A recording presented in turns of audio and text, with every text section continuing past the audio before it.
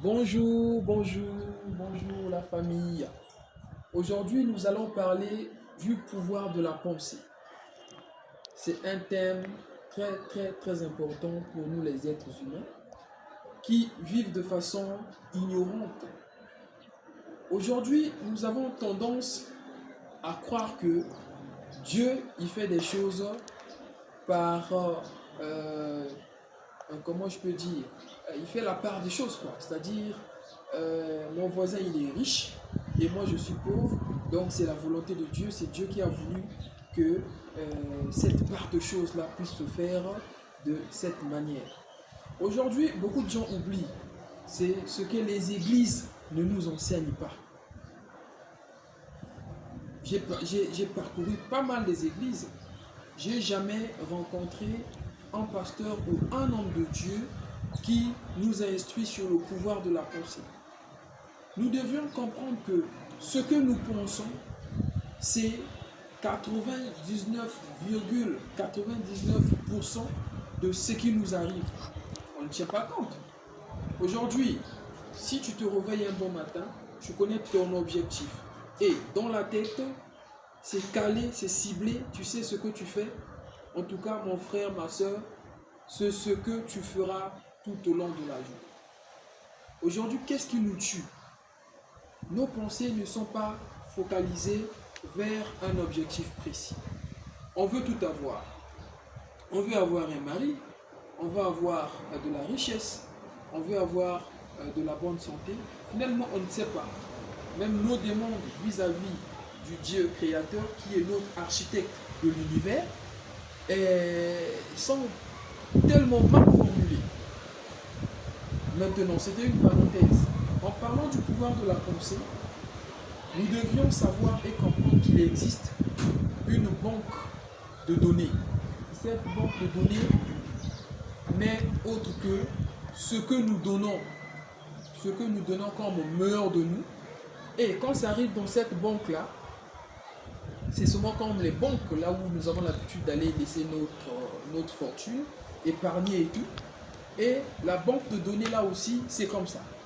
Plus on fait du bien, plus nous avons des bonnes pensées, plus au niveau de la banque de données, notre compte augmente.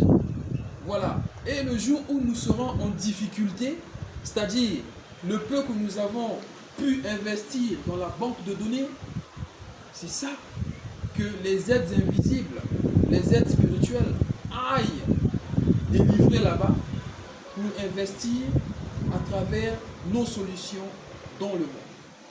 Donc, mes frères et mes sœurs, prenez conscience dès ce jour. Dieu existe. Dieu, c'est l'univers. Dieu, c'est le créateur. Dieu, c'est l'architecte de l'univers. Il a créé, il a programmé, il a planifié, il a tout laissé à notre disposition. Mais seulement, c'est à nous d'en faire bon usage. C'est à nous de savoir comment manipuler ce que Dieu a mis en faveur de nous. Voilà, donc je conseillerais à tout un chacun d'avoir ne fût-ce que 70% des pensées négatives. C'est-à-dire que ne pensons pas mal à autrui, ne pensons pas mal aux autres. Parce que plus nous pensons mal aux autres, plus nous faisons du mal nous-mêmes.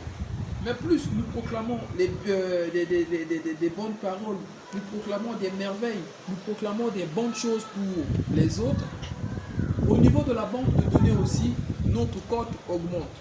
C'est comme ceux qui jouent au Coco Bet. Je prends un exemple. Ceux qui jouent au jeu d'hasard, il y a des cotes qu'on donne. Telle équipe a telle cote ou telle cote. Voilà. Donc quand tu fais le choix de cette équipe, une fois tu gagnes, par rapport à la mise, on multiplie fois la cote, tu as plus d'argent. Et c'est ce qui existe aussi dans notre vie quotidienne. Plus nous pensons bien pour autrui, plus au niveau de la banque de données, notre compte augmente.